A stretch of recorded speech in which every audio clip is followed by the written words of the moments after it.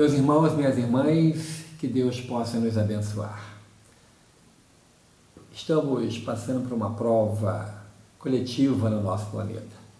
Nesse momento, nós temos que valorizar o ensinamento que nós já temos. A doutrina espírita faz o grande diferencial nessa hora, porque nos ensina tudo isso que nós estamos passando, nos ensina sobre o valor da resignação, nos ensina sobre as provas coletivas, nos ensina sobre a lei de causa e efeito, de ação e reação. E no Evangelho segundo o Espiritismo, capítulo 5, que é o maior capítulo do Evangelho segundo o Espiritismo, um livro organizado pelo professor Allan Kardec, durante um período que ele estava também de quarentena, mas de um descanso forçado por seu médico, porque ele estava trabalhando, ou melhor, estava dormindo só 4 horas por noite. E aí o seu médico determinou que ele ficasse de repouso, no mínimo durante um mês.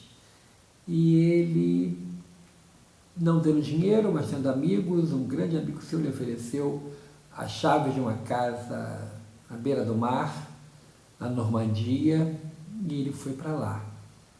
E o amigo ainda tomou cuidado de eu colocar, abastecer a despensa, armários abastecidos, e ele foi, e ele durante esse mês organizou esse livro maravilhoso, que é o Livro Farol, que deve estar sempre ao alcance de nossas mãos, qualquer hora e qualquer momento.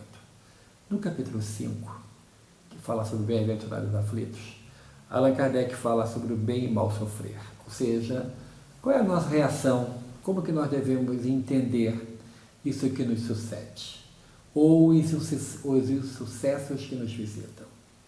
Primeiro, nós entendemos que pela lei da reencarnação, nós somos artífices do nosso próprio presente. Nós passamos pelas provas pelas quais nós mesmo estamos precisando passar. E nós temos uma facilidade muito grande de fazer coisa errada. Abrindo a boca, falando, nós erramos. Sendo omissos, nós erramos. Praticando ou deixando de praticar esse ou aquele ato, nós erramos. Então devemos nos organizar para, entendendo a doutrina espírita que muitos de nós conhecemos, ou você que conheceu agora a doutrina espírita, estava começando aí no centro espírita e veio o isolamento social. Mas você tem acesso pela internet aos livros da codificação de Allan Kardec, e você pode ler. É o item 18 do capítulo 5º, Bem e Mal Sofrer, que Allan Kardec traz para lá a mensagem do Espírito Lacordaire, que foi ditada na cidade de Havre, em 1863, onde ele fala de como que nós vamos reagir a essa situação. Essa mensagem nos remete imediatamente a uma passagem no Evangelho, numa carta de Paulo aos Hebreus, quando ele diz assim: nunca te deixarei, nunca te abandonarei. Ou seja, o nosso Deus, o nosso Pai, é de infinita bondade, infinita misericórdia, e nunca vai nos deixar, nunca vai nos abandonar. Daí a confiança em Deus. É para nós espíritas que vivenciamos uma fé raciocinada, algo muito importante: confiar em Deus. Mas a situação está difícil, eu dependo dos outros para tudo, mas confie em Deus. Acredite que o socorro divino venha. Nós lembramos do livro Voltei, ditado pelo irmão Jacó e editado pela Federação Espírita Brasileira. O irmão Jacó foi Frederico Figner. Frederico Figner foi um dos homens mais ricos do Brasil e conheceu a doutrina espírita através do processo da dor. Frederico Figner, depois de ter filhas já crescidas, teve uma menina que antigamente chamava Temporão, ou seja, depois de um tempo, dos filhos maiores, veio a menina, a Marta, e ele, com a Marta com 5 aninhos, na lagoa de Araruama, a poucos metros dele, a menina tropeça, cai e em questões de segundos morre afogada. Ele e a mulher ficam desesperados por aquela dor que só quem passa por ela sabe o tamanho da dor da perda de um filho. E aí, desesperados, em plena década de 20 do século passado, início dos anos 20, ele, que era judeu, mas não conseguiu encontrar o consolo na fé judaica, ele lê no jornal sobre Ana Prado, que em Belém do Pará fazia reuniões onde espíritos se materializavam. Escreve uma carta para Ana Prado, pedindo autorização para que pudesse assistir às reuniões. Ele, que era um homem bem sucedido na capital da República, a cidade do Rio de Janeiro, ele que tinha muito dinheiro, mas não tinha paz, não tinha felicidade, não tinha um sorriso, pegou um navio a vapor e durante um bom tempo, quase 2 meses de viagem, chega a Belém. E lá foi admitido à reunião e, para sua surpresa, na primeira reunião que ele participa de materialização com Ana Prado, acorrentada em uma maca, numa completa escuridão, com música suave tocando no toca-discos, naquela época que ele vendia com exclusividade, porque foi ele que trouxe o fonógrafo para o Brasil, Frederico Figner. A cortina que separava a médium em transe, Ana Prado, do pequeno público que assistia a reunião se abre e ele sente quando uma criança senta ao seu colo, passa a mão no seu rosto e diz: "Não fez a barba hoje, papai." Era Marta. Marta estava materializada por um processo que a doutrina espírita explica muito bem. Através da condensação de fluidos, os espíritos se materializam do fluido do ectoplasma que o médium libera. E Marta estava ali, na frente do pai e da mãe. E ali inicia um processo de aceitação íntima dos princípios da doutrina espírita, da crença de que a alma é imortal e essa alma pode se comunicar através da mediunidade e que a reencarnação é um fato.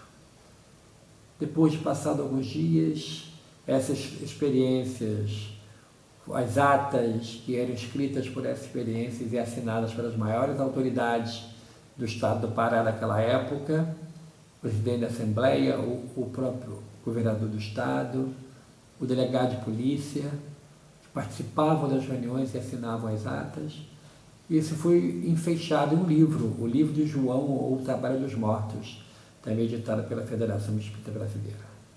Ao voltar ao Rio de Janeiro, Frederico, com a sua esposa, se tornam espíritas. E felizes começam a participar das reuniões da Federação Espírita Brasileira, onde ele relata com muita alegria as experiências pela qual ele passou, de ter o consolo de ter a sua filha desencarnada nos seus braços, através do processo de materialização. Mas Frederico Figner, que veio a conhecer Chico Xavier, que doou para Chico Xavier, em seu testamento, uma vultuosa quantia em dinheiro, e que Chico doou para a FEB construir o Parque Editorial da FEB no Rio de Janeiro, na Rua Souza Valente, 17, em São Cristóvão. Chico, que não era apegado a nenhum bem material, doou os direitos autorais de todos os seus 400 e tantos livros. Chico, conversando com Frederico disse que, se fosse possível, gostaria que, quando a morte lhe adviesse, ele gostaria de escrever, relatando a sua experiência na chegada no mundo espiritual. E Chico falou assim, sei lá, com o Emmanuel, se o Emmanuel autorizar, eu sou só um lápis.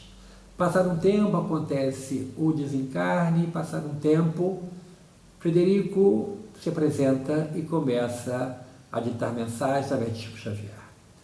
Como ele disse que voltaria, o livro foi intitulado Voltei, e é onde ele relata uma experiência maravilhosa, que é o maior antídoto contra quem tem medo de morrer, de forma natural, é óbvio, porque ele fala do processo desencarnatório em detalhes. Em minúcias ele fala de como aconteceu o desenlace dele, os primeiros momentos após a sua desencarnação. E fala no momento em que o Dr. Bezerra organiza uma pequena excursão que sai da Terra em direção a um posto de socorro localizado bem próximo da crosta terrestre. E aqueles espíritos que estavam sob a coordenação do querido Dr. Bezerra passam por uma região trevosa, por uma região conhecida como umbral. E dali espíritos captando o teor mental das pessoas que ali estavam, e estava junto com aquele pequeno grupo de seres que estavam sendo resgatados, estava um homem que havia cometido um assassínio. Ele tinha assassinado uma pessoa em vida. E ali naquele vale de tristezas, no umbral, ele escuta quando um espírito grita: assassino não passa. E aí, um momento, aquele homem que tinha cometido o equívoco diz, começa a entrar na faixa mental, diz: eu não mereço socorro, não mereço estar aqui, eu não mereço ser ajudado. E o Dr. Bezerra vira isso para ele e diz assim: mas você reparou o erro praticado. Durante anos após o erro que você cometeu, você reparou fazendo bem a muita gente. Então você já quitou esse débito, merece esse socorro. E virando-se para Frederico Figner, que depois no livro se torna o irmão Jacó, e diz assim: faz uma prece. E a ordem do Dr. Bezerra para ele, e ele pega de surpresa, e ele recita um salmo. Um salmo que traz para ele a certeza de que o Senhor é o nosso pastor e nada nos faltará. Então, se o Senhor é o nosso pastor e nada nos faltará, por que nós não devemos ter confiança em Deus? A confiança em Deus deve ser para nós, espíritas, ou você que está me assistindo e que ainda não se professa, não se diz espírita, a certeza do socorro divino. Deus não nos abandona nunca. Nunca te deixarei. Nunca te abandonarei. A misericórdia de Deus é para todos. Envolve a todos nós como o ar que respiramos, que nos envolve, dando-nos a certeza e a confiança de que a bondade de Deus vem a nosso socorro. Então, meus irmãos, nesse momento do isolamento social, muitos perdem a confiança. Ficam imaginando que isso não vai ter um fim. Mas vai ter. Tudo tem um fim. Não há nada de ruim que dure para todo sempre, diz o ditado popular. Nada de bom que um dia não acabe. Mas a bondade de Deus está acima de tudo isso. A misericórdia do Altíssimo envolve a todos. E o socorro vem para todos nós. Basta que sigamos as orientações das autoridades sanitárias, basta que sigamos as orientações que a doutrina espírita nos dá quanto à vigilância mental, quanto à nossa alimentação mental. Então, vai uma dica: não fique ligado no noticiário 24 horas por dia, não vai te fazer bem. Se você não tem a seu alcance o recurso da internet, vá a um livro, vá ao Evangelho segundo o Espiritismo, e você pode ter ali o consolo necessário para que possa entender esses dias nebulosos que estamos passando, mas que possa também lembrar dos dias de sol, dias de alegria, porque o sol traz alegria, alegria da vitória, e a maior vitória é a vitória com Deus. A vitória com Deus é bem diferente da vitória dos homens com os homens, que é funesto e tudo passa. Mas aquilo que vem com Deus é para todo sempre. A vitória com Deus é a vitória sobre nós próprios. E nesse momento do isolamento, nós lutamos contra nós próprios, contra as nossas imperfeições, contra as nossas negatividades. Mas a confiança de que, apesar dos pesares, Apesar de muitas vezes você, no processo de autoculpa, não exerce o auto-perdão, não consegue entender a extensão da misericórdia divina e entra numa faixa de que eu mereço o desencarne agora, eu mereço ser infectado, eu mereço não ter socorro, eu mereço uma morte difícil, cruel. Não. Deus tem um propósito para cada um e a bondade de Deus é infinita. Permite que cada um de nós tenha um recomeço e que possamos todos nós lembrar de figuras ímpares na história e que deram a volta por cima. De pessoas que deixaram rastro de luz por onde passaram, como o querido rei São Luís da França, que aos 16 anos toma a coroa do trono francês. Vem de uma família, de uma dinastia da onde saíram os Luíses, do Luís I ao Luís XVI. Ele foi Luís IX. E retomando, logo assim que assume a coroa do reino da França, retomando uma velha tradição que dizia que o rei da França era um ungido de Deus, uma tradição que o seu avô havia deixado de lado por questões de nojo. Ele organiza na primeira Semana Santa do seu reinado, ele organiza aquilo que ficou conhecido como a bênção dos enfermos. E o povo acreditava que o rei da França era ungido pelos céus. Acreditava que no momento de sua curação, o Senhor Jesus colocava uma bênção muito especial sobre a cabeça do reinante francês. E ele, retomando essa velha tradição, pediu para que os doentes fossem ao palácio. E organizou os doentes e beijou a ferida dos doentes. E passados alguns dias vieram a notícia de cura.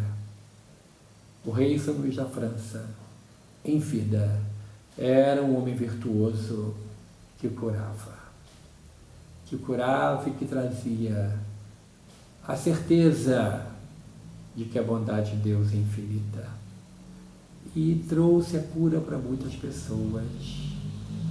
E ele continuou com a sua vida virtuosa, trazendo alívio para os sofredores, fazendo um governo justo, sendo um homem de Deus à frente de um país. Diferente de muitos que, quando aliam a fortuna e ao poder, caem. O rei São Luís da França não caiu, assim como a Rainha Santa de Portugal, a Rainha Santa Isabel, não caiu. Não caiu sob o peso do ouro, sob a influência do poder. Não. Mantiveram-se fiel a Nosso Senhor Jesus e seguiram firmes.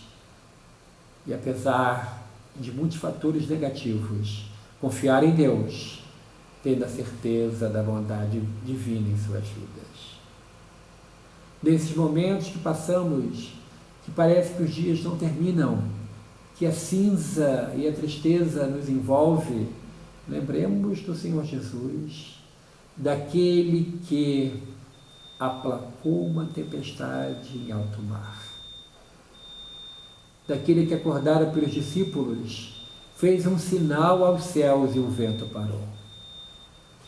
Fez outro sinal para as ondas e o mar serenou. E os discípulos, olhando entre si, disseram: quem é esse homem que até o vento e o mar respeitam? Ele é o nosso Salvador, é o Senhor Jesus, é o Messias prometido. É aquele que traz para nós a certeza de que tudo passa. Por piores que sejam as ondas de pessimismo que nos envolvam, por pior que seja a tristeza que queira invadir o nosso cérebro, vamos lembrar de Jesus trazendo alegria para aqueles que eram curados, alegria daqueles que iam às sinagogas e davam os seus depoimentos que foram curados pelo Nazareno, pelo carpinteiro de Nazaré, o homem que não tinha uma pedra para repousar a sua cabeça, mas que trouxe o exemplo para todos nós da confiança em Deus, da certeza de que Deus não nos abandona nunca, da certeza de que o mal nunca triunfará sobre o bem, e de que todos nós temos socorro divino a nosso favor. Que possamos, meus irmãos, minhas irmãs, nos revestirmos dessa coragem da fé e passar bem por essa prova pela qual estamos envolvidos, tendo a confiança em Deus reforçada. E, para finalizar, vamos lembrar de um fato histórico ocorrido na Bahia, em Salvador, no período ainda do Brasil colônia, prestes a se tornar independente. Chegou a Portugal a notícia de que ares de independência rodavam a colônia brasileira. E o rei português mandou um reforço de um exército. 5.000 homens deveria vir. E a primeira cidade a ser visitada era a revoltosa Salvador, da onde saíam discursos inflamados contra a colônia portuguesa, que nos exploravam, levavam as nossas riquezas, levavam e deixavam para nós quase nada. E o exército chegou. Salvador, naquela época, ainda em 1822, era uma cidade fortificada, era uma cidade pequenina, mas na Baía de Todos os Santos, viram quando as naus portuguesas começavam a aportar. O exército de 5.000 homens veio para acabar com a rebelião daqueles que queriam a independência do nosso Brasil. E em nosso Brasil, em Salvador, na Bahia, aqueles que queriam um Brasil livre estavam reunidos e contavam um pouco mais de 1.200 homens. E foram para uma localidade chamada Pirajá, fora dos muros de Salvador, para de lá organizarem a resistência da invasão. O exército português desembarcou e foi para o campo de batalha. Foi atrás dos revoltosos brasileiros, daquele que seria o primeiro exército do Brasil. E os comandantes, vendo aquela multidão de soldados portugueses no campo de batalha, deram ordem para o corneteiro avisar, cantar, tocar em sua corneta, recuar. Mas o corneteiro, que estava um pouco mais distante, entendeu que a ordem do comandante era avançar, atacar. E os 1.200 homens daquele primeiro exército do Brasil avançaram com vontade, avançaram com determinação sobre o exército português, que, vindo aquela pequena multidão de homens, bem inferior ao número de soldados, partirem velozes para o confronto, para o tudo ou nada, recuaram de tal forma que foram voltando a Salvador e entraram correndo nos navios, foram tomados por um pavor, e um estranho vento soprou, e as naus portuguesas, impulsionadas por aquele vento, tomaram a direção de Lisboa. E em 2 de julho de 1822, a Bahia tornou-se independente. Foi a vitória da certeza e da confiança em Deus contra o medo. O medo nunca pode ser maior do que a confiança em Deus. Então, que possamos lembrar do corneteiro de Pirajá e sairmos resolutos para a nossa grande vitória, que está na nossa antessala, esperando que entremos vitoriosos e protegidos com a couraça da fé para continuarmos com a nossa vida após essa pandemia. Que Deus nos abençoe abundantemente.